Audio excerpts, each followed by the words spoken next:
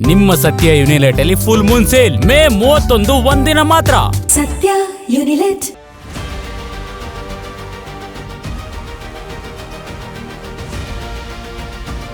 ಸಿದ್ದರಾಮಯ್ಯನವರು ಮುಖ್ಯಮಂತ್ರಿ ಸ್ಥಾನಕ್ಕೆ ರಾಜೀನಾಮೆಯನ್ನ ಕೊಟ್ಟಿದ್ದಾರೆ.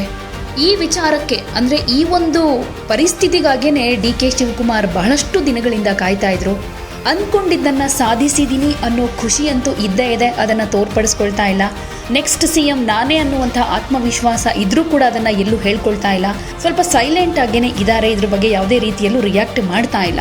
ಆದ್ರೂ ಸೋಷಿಯಲ್ ಮೀಡಿಯಾದಲ್ಲಿ ಸಿದ್ದರಾಮಯ್ಯನವ್ರ ಬಗ್ಗೆ ಒಂದು ಪೋಸ್ಟ್ ಹಾಕಿದ್ದಾರೆ. ದೇವರು ವರನೂ ಕೊಡಲ್ಲ, ಶಾಪನೂ ಕೊಡಲ್ಲ, ಅವಕಾಶ ಮಾತ್ರ ಕೊಡ್ತಾನೆ. ಆ ಕೊಟ್ಟಿರೋ ಅವಕಾಶದಲ್ಲಿ ನಾವು ಏನು ಸಾಧನೆ ಮಾಡ್ತೀವಿ ಅನ್ನೋದು ಮುಖ್ಯ. ಇದಕ್ಕೆ ಅತ್ಯುತ್ತಮ ಉದಾಹರಣೆಯೇ ನಮ್ಮ ಸಿದ್ದರಾಮಯ್ಯನವರು.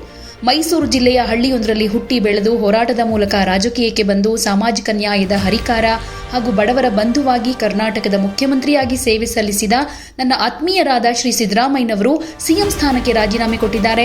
ಕರ್ನಾಟಕದ ರಾಜಕೀಯ ಇತಿಹಾಸದಲ್ಲಿ ಅತ್ಯಂತ ಯಶಸ್ವಿ, ಪ್ರಭಾವಶಾಲಿ, ದೀರ್ಘಾವಧಿ ಮುಖ್ಯಮಂತ್ರಿಯಾಗಿ ಜನಮಾನಸದಲ್ಲಿ ನೆಲೆಸಿರುವ ಅವರು ಭಾರತೀಯ ರಾಜಕಾರಣದ ಧೀಮಂತ ನಾಯಕ. ಜನಪರ ಯೋಜನೆಗಳಿಂದ ಹಿಡಿದು ರಾಜ್ಯದಲ್ಲಿ ವಿವಿಧ ಕ್ಷೇತ್ರಗಳ ಅಭಿವೃದ್ಧಿಗೆ ಅವರು ನೀಡಿದ ಕೊಡುಗೆ ಅವಿಸ್ಮರಣೀಯ.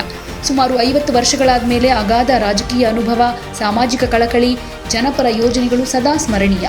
2020ರಲ್ಲಿ ನಾನು KPCC ಅಧ್ಯಕ್ಷನಾಗಿ ಆಯ್ಕೆಯಾದ ದಿನದಿಂದಲೂ ಇಂದಿನ ತನಕ ಸಿದ್ದರಾಮಯ್ಯನವರು ನನ್ನ ಹೆಗಲಿಗೆ ಹೆಗಲು ಕೊಟ್ಟು ಪಕ್ಷ ಸಂಘಟನೆಯಲ್ಲಿ ಜೊತೆಯಾಗಿ ನಿಂತಿದ್ದಾರೆ. ಅವರ ಆಡಳಿತದಲ್ಲಿ ನಾನು ಸಚಿವನಾಗಿ, ಉಪಮುಖ್ಯಮಂತ್ರಿಯಾಗಿ ಮಾರ್ಗದರ್ಶನ ಪಡೆದುಕೊಂಡಿದ್ದು ನನ್ನ ಭಾಗ್ಯ. ಮುಂದಿನ ದಿನಗಳಲ್ಲೂ ರಾಜ್ಯದ ಹಿತದೃಷ್ಟಿಯಿಂದ ಹಾಗೂ ನಮ್ಮ ಪಕ್ಷದ ಬಲವರ್ಧನೆಗೆ ಅವರ ಮಾರ್ಗದರ್ಶನ, ಹಿರಿಯ ಅನುಭವ ನಮಗೆ ಹೀಗೆಯೇ ಮುಂದುವರಿಯಲಿ ಎಂದು ಆಶಿಸುತ್ತೇನೆ. ಕರ್ನಾಟಕದ ಪ್ರಗತಿಗಾಗಿ ನಾವೆಲ್ಲರೂ ಒಟ್ಟಾಗಿ ನಡೆಯೋಣ ಅಂತ ಪೋಸ್ಟ್ ಮಾಡಿದ್ದಾರೆ.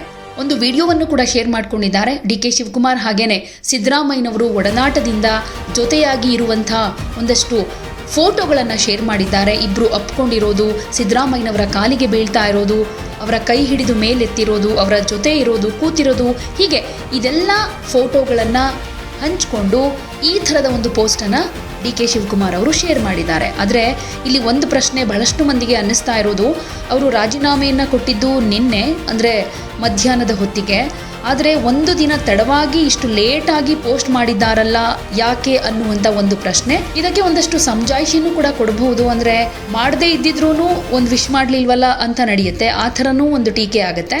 ಮಾಡಿದ್ರೂ ಈಗ ಮಾಡಿದ್ದಾರೆ, ಇದೇ ಬೇಕಾಗಿದ್ದು ಇವರಿಗೆ, ಆ ಥರದ ಟೀಕೆಗಳು ಕೂಡ ಬರುತ್ತೆ. ಒಟ್ಟಿನಲ್ಲಿ ರಾಜಕೀಯ ಜೀವನದಲ್ಲಿರೋರು ಯಾವುದೇ ಒಂದು ಸ್ಟೆಪ್ ತಗೊಂಡ್ರು, ಯಾವುದೇ ಒಂದು ಅಭಿಪ್ರಾಯ ವ್ಯಕ್ತಪಡಿಸಿದ್ರು ಕೂಡ ನಾನಾ ರೀತಿಯಲ್ಲಿ ನೋಡಲಾಗುತ್ತೆ.